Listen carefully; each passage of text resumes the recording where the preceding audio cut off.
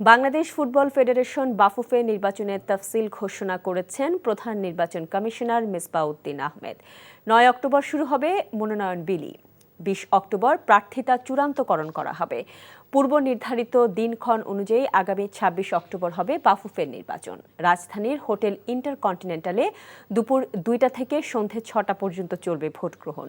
বাফুফে ভবনে সংবাদ সম্মেলনে এসব তথ্য জানান প্রধান নির্বাচন কমিশনার মিসবাহ-উদ্দিন আহমেদ। নির্বাচনী তফসিল অনুযায়ী ৯ থেকে ১২ অক্টোবর পর্যন্ত মনোনয়নপত্র বিতরণ করা হবে।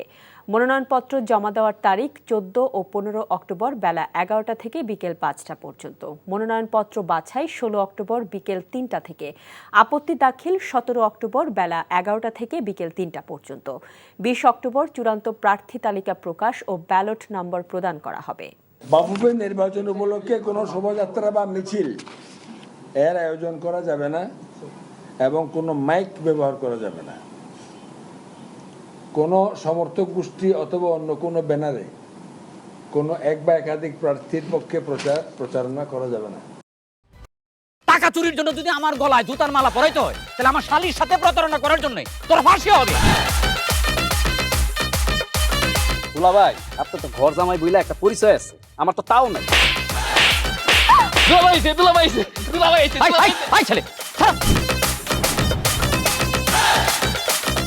রাজনৈতিক ফ্যামিলির মেয়ে হয়ে ওই কাজ করবে।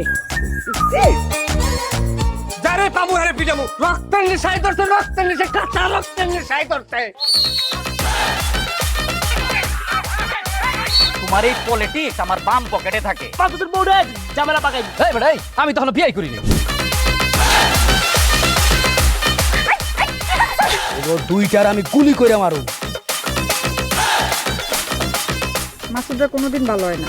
আপনার পোশাক আশাক দেখে কিন্তু আপনার তালুকদার বংশের লোক মনে হয় না আব্বা, আপনার মনে হয় যে আপনি ফকির বংশের লোক।